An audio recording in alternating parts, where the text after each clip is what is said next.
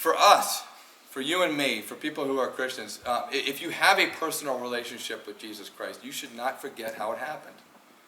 You should not forget how it happened. So tonight, the core passage we're going to look at is 1 Corinthians chapter 15, verses 1 through 11. All right, so this is an amazing passage about our relationship with Jesus Christ. So there's three things that we learn out of this. The first thing is that we need to be honest with ourselves. We need to be honest with ourselves. The second thing is that we need to realize that Jesus made the first move. And the third thing is that Jesus pursues the worst people. Okay? So the first thing, be honest with ourselves. So Paul says, now I would remind you. Now who is you? Who's he talking to? He's talking to the Corinthians. And the Corinthians were wealthy, they were successful, they were intelligent people. They lived in this, in Corinth, it was a lot of trades going through there. There's a lot of opportunities for growth. And they really cared about their reputation, about their name. And their culture really highlighted this pluralistic society that we live in today, which is basically there's a lot of different religions,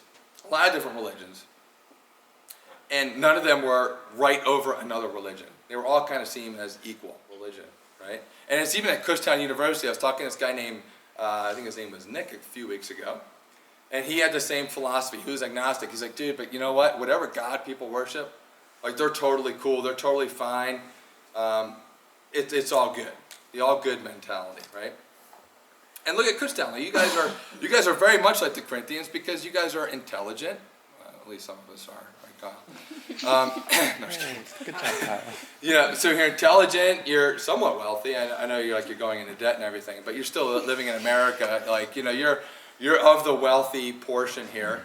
And you're chasing success. You're chasing to build your name. When you build a resume and try to get a job somewhere, like if it's law enforcement, you're trying to go in that way, you want to have the best resume, to have a better name, a better, more marketable resume than somebody else. So you really want to just get ahead of people. And this is what the Corinthian culture is like. So this is who Paul's talking to. And this is what Paul actually says. He says, if you hold fast to the word I preached to you, unless you believed in vain. Now, in the Greek, that really means, with vain means like no purpose. So he's talking to two different people.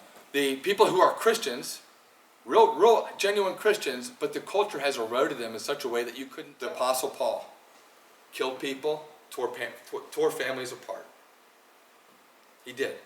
And he became an apostle. He wrote over 1/3 of or 2/3 of the New Testament.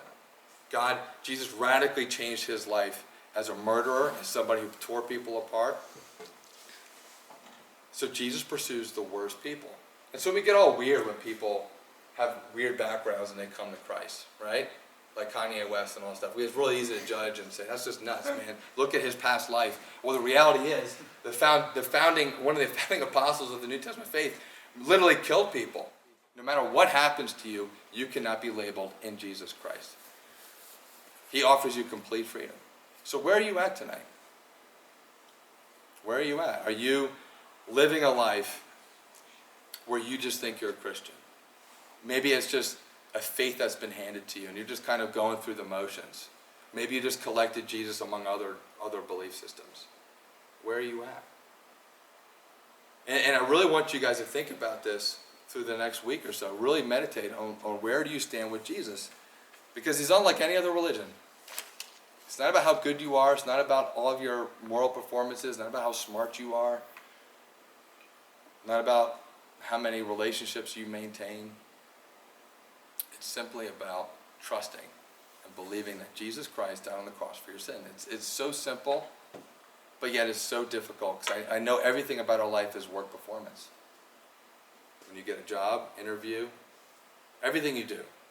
Relationships are, in some sense, a work-based relationship.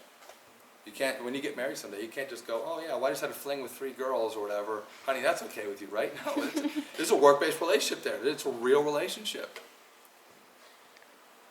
But what Jesus says is, no, you just follow me. You just trust that I paid for your sin because I'm perfect. And that's what he calls every one of us to do, to follow him. So my hope is that you can let this soak into yourself and know the gospel. This is the good news of Jesus Christ so that you can share it with other people.